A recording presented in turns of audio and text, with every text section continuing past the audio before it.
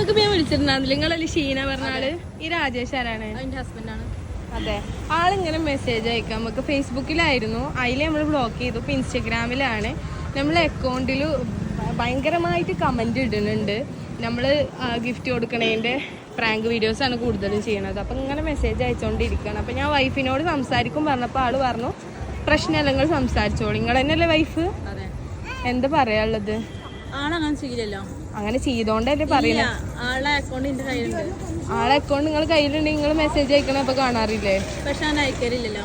ആളെ അങ്ങനെ ചെയ്യില്ല. അപ്പൊ എന്തൊക്കെ തെളിവ് അതിന്? തെളിവ് കാണിച്ചു തരാം. തെളിവ് കാണിച്ചിട്ട് ഇങ്ങനൊന്നും ചെയ്യാറില്ല. ഞാൻ അക്കൗണ്ട് ഒന്ന് ഓപ്പൺ. Advance happy Onam. ഇതെന്തത്? ഇതാരാന്ന്?